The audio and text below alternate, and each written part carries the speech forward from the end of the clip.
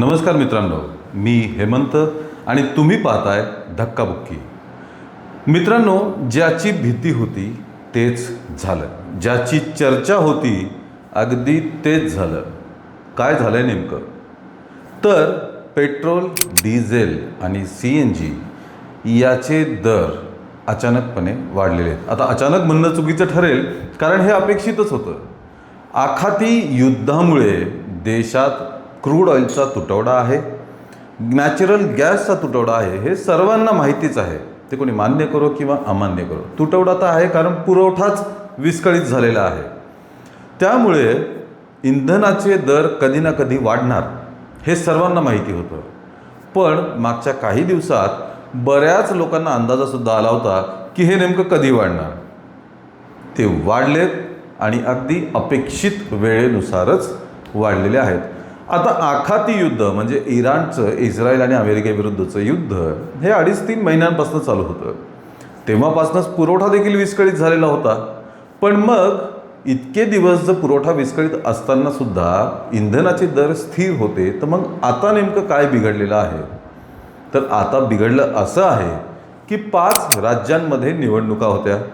निवडणुकीच्या आधी किंवा निवडणुकीच्या दरम्यान जर इंधनाचे दर वाढवले असते तर ते राजकीय पक्षांना आणि नेत्यांना न परवडणार होतं. इंधनाचे दर म्हणजेच पेट्रोलचे दर 3 रुपयांनी, डिझेलचे दर 3.11 आणि CNGचे दर हे 2 रुपयांनी सध्या वाढवण्यात आलेले आहेत. जेव्हा इंधनाचे दर वाढतात तेव्हा पर्यायाने बऱ्याच गोष्टींचे दर वाढतात. पर्यायाने महागाई वाढते, पर्यायाने महागाईचा दरसुद्धा वाढतो. आता इंधनाचा दर वाढला म्हणजे वाहतुकीचा खर्च वाढणार. वाहतुकीचा खर्च वाढला म्हणजे दैनंदिन जीवनाच्या गोष्टी ज्या आहेत त्यांच्यावरती सुद्धा याचा मोठ्या प्रमाणात परिणाम होत असतो. त्यामुळे भाजी, पाला, जीवनावश्यक वस्तू या सर्वांचे दर आता वाढायला आपल्याला दिसून येतील. बरं, नेमके 3 रुपये 3.11 हे काय फार मोठे दरवाढ आहे का? कोणाला वाटत असेल फार मोठी दरवाढ आहे, कोणाला वाटेल नाही आहे. पण हा इंधन दरवाढीचा पहिला टप्पा आहे. टप्प्याटप्प्याने आता इंधनाचे दर वाढत जातील आणि महागाईसुद्धा वाढू शकते. हाती आलेल्या माहितीनुसार किंवा माध्यमांमध्ये आणि राजकीय वर्तुळामध्ये चालू असलेल्या चर्चेनुसार एकूण पेट्रोलचे दर हे 18 रुपयांनी वाढणार आहेत, डिझेलचे दर हे 25 रुपयांनी वाढणार आहेत. हा त्यातला पहिला टप्पा होता. आता हळूहळू करत काही दिवसांमध्ये जे लक्ष्य आहे महागाईचं ते साध्य होईल. मित्रांनो, 2-3 दिवसांपूर्वीच पंतप्रधान नरेंद्र मोदींनी आवाहन केलं होतं की पेट्रोल डिझेलचा कमीत कमी वापर करा, कारपुलिंग करा, पब्लिक ट्रान्सपोर्टचा वापर करा, हे करू नका, ते करू नका. तेव्हाच ही सूचना होती की 2 दिवसात पुढच्या काहीतरी घडणार आहे आणि तज्ज्ञांना हे माहीत होतं की ही दरवाढ होणार आहे. कारण निवडणुका आणि फक्त निवडणुका. मी जसं सांगितलं की निवडणुकीच्या पूर्वी जर इंधनाची दरवाढ केली तर मग महागाईसुद्धा वाढते.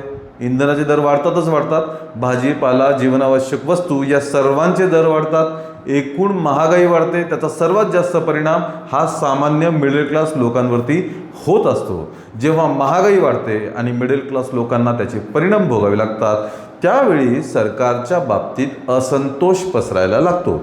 हा असंतोष पसरला की मग त्याचा परिणाम मतदानावरती होतो. मग मत मिळत नाहीत आणि निवडणुकीच्या निकालांमध्ये याची फार मोठी गंभीर परिणाम दिसून येऊ शकतात. त्यामुळे सरकार या 5 राज्यांच्या निवडणुका होऊन त्याचे निकाल लागेपर्यंत वाट पाहत होते. जसं निकाल लागला तसं पंतप्रधानांनी सूचना दिल्या, बंधनांचं पालन करायला सांगितलं आणि आता ही इंधनाची दरवाढ घोषित झालेली आहे, लागूसुद्धा झालेली आहे. बरं, दरवाढ करून सुद्धा इंधन मिळेल का याची सुद्धा काही खात्री देता येत नाही. नुकतीच बातमी आलेली आहे की हॉर्मुझची समुद्रधुनी ही सर्व वाहतुकीसाठी खुली केलेली आहे. पण आपण बघतोय मित्रांनो, इराण हे त्याच्या मर्जीनुसार निर्णय घेतंय. एक दिवस वाहतूक चालू करतं, दुसऱ्या दिवशी लगेच बंधनं टाकतं, तिसऱ्या दिवशी थेट हल्ला करतं, चौथ्या दिवशी परत चालू करतं. या अनियमिततेमुळे भारतामध्ये असलेला इंधनाचा साठा हा कमी होत चाललेला आहे. सरकारच्या म्हणण्यानुसार 2 ते 3 महिने पुरेल इतकं क्रूड ऑइल आपल्याकडे आहे. पण खरंच हे क्रूड ऑइल आहे का? ते किती दिवस पुरणार? त्यात नवीन साठ्याची भर कधी पडणार? याची कुठलीही हमी देण्यात आलेली नाही आहे. त्यामुळे आता ही इंधन दरवाढ लागू झालेली आहे. पुढे भविष्यात पाहूया अजून किती दरवाढ होणार. सामान्यांमध्ये, सामान्य जनतेमध्ये या महागाईमुळे प्रचंड असंतोष पसरलेला आहे. लोकांच्या प्रतिक्रिया हे मोदींच्या आवाहनानंतरच सुरू झाल्या होत्या आणि या आवाहनानंतर राजकीय नेत्यांनी काल भरपूर स्टंटबाजी केली. कोणी आपल्या ताफ्यातल्या गाड्या कमी केल्या, कोणी पब्लिक ट्रान्सपोर्टने आलं. आपले मुख्यमंत्री देवेंद्र फडणवीस हे काल दुचाकीवरनं मंत्रालयात पोहोचले. नितीन गडकरींनी बसनी प्रवास केला. त्याचप्रमाणे एकनाथ शिंदे यांनी इलेक्ट्रिक व्हेकलमधनं प्रवास केला. पण हे सगळं कॅमेऱ्यासमोर घडत होतं. आज कॅमेरा नसणार तेव्हा खरंच असं घडणार का?